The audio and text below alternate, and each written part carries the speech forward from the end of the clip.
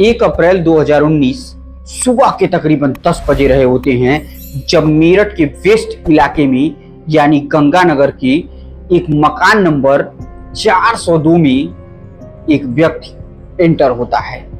और इसलिए एंटर होता है क्योंकि उस घर की एक बड़ी लड़की होती है जिस लड़की का नाम दर्शिता होता है और उसकी शादी तकरीबन 10 या 15 दिन बाद होने वाली रहती है। लेकिन इस बात से पूरा घर बेखबर था कि वो व्यक्ति इस घर में क्यों घुस रहा है और वो क्या करने वाला है।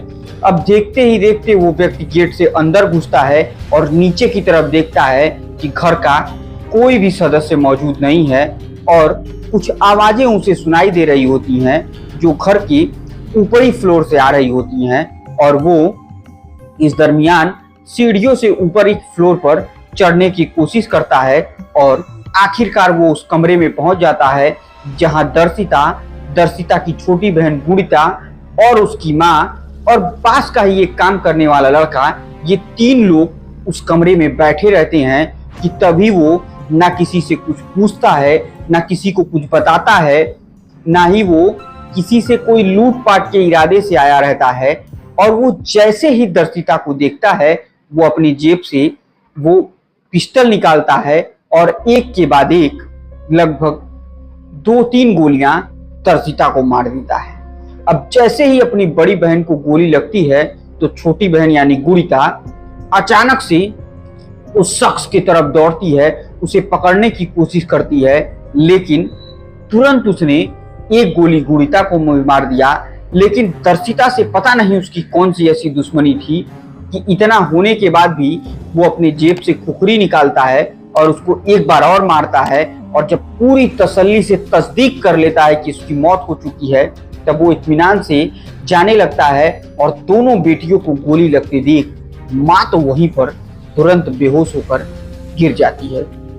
नमस्कार दोस्तों, मेरा नाम आर्यन मिश्रा है और जुर्म के वर्चस्व की कहानी में आज की कहानी इतनी खौफनाक है, यकीन मानिए कि जिस बेटी के हाथों में मेहंदी रचने वाली थी, जिस बेटी के शादी की खुशियां मनाई जा रही थी, आखिरकार उसी बेटी को किसी ने ताबड़तोड़ गोलियां मार दी। इसके बाद इस घर में पूरी तरीके से हड़कंप मच जाता है और हड़कंप कुछ इस कदर मच जाता है कि आखिरकार कि पूरे इलाके में सन्नाटा पसर जाता है। तो दोस्तों, ये पूरी कहानी अंत तक जरूर सुनिएगा और अगर आप चैनल पर नए हैं तो कृपया चैनल को सब्सक्राइब, वीडियो को लाइक और वीडियो को ज्यादा से ज्यादा शेयर कीजिएगा। तो देर न करते हुए हम सीधे कहानी पर ही आते हैं। दरअसल ये कहानी शुरू होती है दोस्तों उन दिनों से जब दर्शिता एक कॉलेज में पढ़ाई कर रही होती है और वो LLM की छात्र रहती है और वो मेरठ के इस कॉलेज में आती जाती रहती है। और उसी दरमियान इसी कॉलेज में एक और लड़का पढ़ता है जो बगल का ही था, जिसका नाम दीपक गुज्जर था। अब वो दर्शिता को अपनी तरफ से बहुत चाहता था और बार बार दर्शिता की तरफ आकर्षित हो जाता था जब भी उसे देखता था, क्योंकि दर्शिता देखने सुनने में इतनी खूबसूरत थी कि वो अपने आप को रोक नहीं पाता था। और वो आए दिन दर्शिता से बात करने की कोशिश करने लगता था। कई बार तो उसने दर्शिता को रोका भी, बात भी किया, दोनों के बीच एक ठीक ठाक दोस्ती बन चुकी थी। लेकिन उसने अब जबरदस्ती अपने प्यार का प्रपोजल दर्शिता के ऊपर ठोकना चाहा। उस दरमियान दर्शिता ने उसे समझाया कि देखो, तुम पढ़ो लिखो, कुछ आगे बढ़ो, इन सब के कचड़ों में क्यों पड़े हुए हो। मेरे अंदर तुम्हारे लिए कुछ इस तरीके की फीलिंग नहीं है कि जो मैं तुमसे बयां कर पाऊं।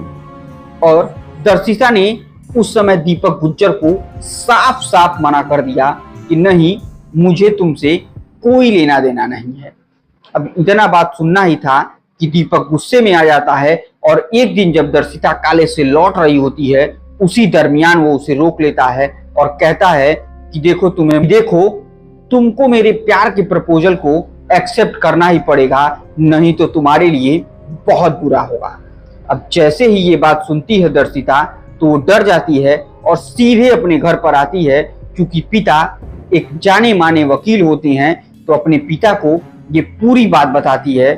उसके बाद पिता ने सोचा कि इस पूरे मामले का बवाला मचाने से अच्छा है कि क्यों ना मोहल्ले वालों को इकट्ठा किया जाए, एक पंचायत बैठाई जाए और उसमें इस बात को रखी जाए ताकि जब समाज के सामने किसी लड़के की बेइज्जती होगी तो वो इस तरीके की कुकृत्य करने से बचेगा और वो कभी नहीं चाहेगा कि उसकी वजह से उसके पूरे परिवार की बदनामी हो या किसी की भी बदनामी हो, मात्र और मात्र एक लड़की के चक्कर में।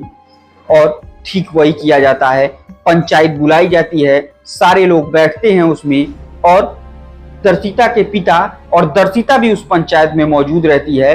फिर ये सारी कहानियां बयां होती हैं और उसके बाद पूरी तरीके से दर्शिता ने अपनी साफ साफ हर एक बातों को रखती है। और उस समय दीपक गुज्जर भी सामने बैठा रहता है, लेकिन दीपक हरी पंचायत में खड़े होकर कहता है कि अगर तुम मेरी नहीं हुई तो मैं तुझे जान से मार दूंगी। और इसके बाद पूरा पंचायत खफा हो जाता है और बार बार दीपक को चुनौती देने लगता है और दीपक यही जान से मारने वाला शब्द बोलकर वहां से निकल जाता है। अब जैसे ही वो वहां से निकल जाता है तो पंचायत ने भी ये फैसला लिया कि इस पूरी बात को थाने में दर्ज करा दिया जाए, बता दिया जाए, ताकि कभी भविष्य में ऐसी कोई दिक्कत ना हो। और ठीक पिता चूंकि वकील थे ही इस पूरे मामले को थाने में ले जाते हैं और ये बात वहां पर रख देते हैं। लेकिन दीपक गुज्जर के परिवार भी कुछ कम नहीं था। उसके पिता भी स्वयं पुलिस में थे, उसकी बहन भी पुलिस में थी। तो इस मामले में बहुत ज्यादा दीपक गुज्जर का कुछ होने जाने वाला था नहीं। और दीपक गुज्जर इसके बाद दर्शिता के ऊपर नजर रखना शुरू कर देता है और वो भी खतरनाक रूप से, क्योंकि उसे चाहे वो जहां मिल जाती सिर्फ और सिर्फ उसे जान से मार देने की कोशिश में दीपक गुज्जर हमेशा लगा हुआ रहता था। और आखिरकार वो दिन भी आ गया जब दर्शिता की शादी तय हो गई और वो दिन था 18 अप्रैल 2019। इसी दिन दर्शिता की शादी होने वाली थी और इसकी पूरी तैयारियां शुरू हो गई।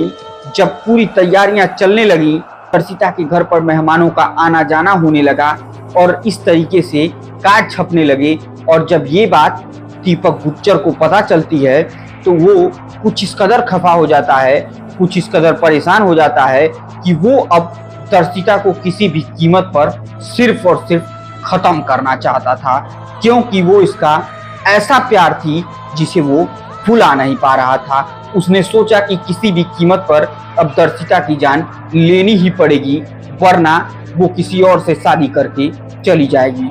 और ठीक करता भी वो वही है। जब 1 अप्रैल को वो दर्शिता के घर में घुसता है और ताबड़तोड़ गोलियों की फायरिंग करता है, जिस दरमियान दर्शिता वहीं गिर जाती है।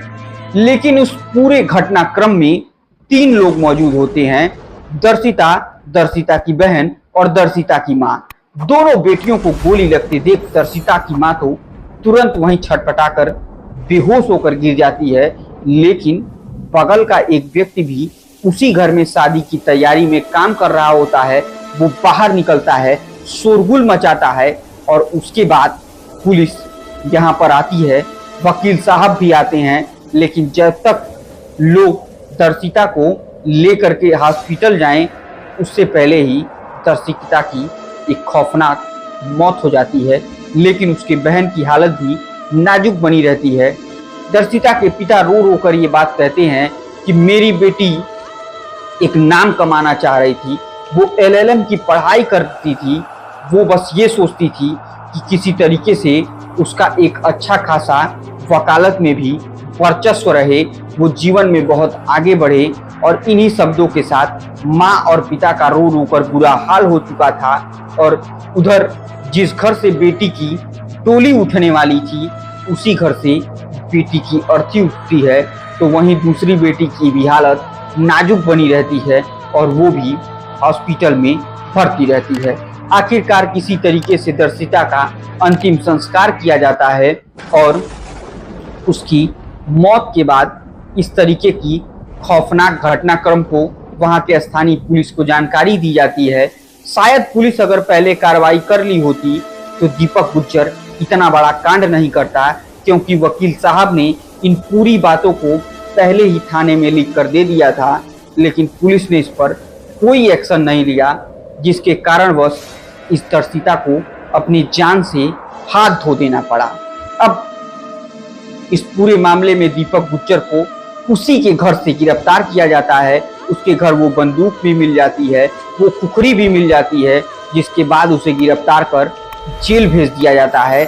और इस पूरे मामले में कुल तकरीबन 5 सालों तक सुनवाई चलती है और तमाम सबूतों व गवाहों की बुनियाद पर आखिरकार दीपक का वो हाल करता है कोर्ट, जिसके बारे में दीपक ने कभी सोचा भी नहीं था। जिस एक तरफा प्यार के लिए उसने इतना बड़ा कांड कर दिया, अब उसी प्यार की वजह से दीपक को कोर्ट ने उम्र कैद की सजा सुना दी और साथ साथ उसे 1,10,000 रुपए का जुर्माना इसी 2 सितंबर 2024 को आखिरकार दर्शिता को इंसाफ मिल जाता है, जिसके बाद दर्शिता का परिवार पूरा खुश होता है और ये उम्मीद करता है कि दर्शिता के आत्मा को अब इससे शांति जरूर मिली होगी। तो दोस्तों, ये थी आज की एक बेहद खौफनाक कहानी। उम्मीद करते हैं कि हमारी ये कहानी आपको बहुत पसंद आई होगी। पसंद आई तो कृपया चैनल को सब्सक्राइब, वीडियो को लाइक और वीडियो को ज़्यादा से ज़्यादा शेयर कीजिए। तब तक के लिए मुझे दीजिए इजाज़त। जय हिंद, जय भारत।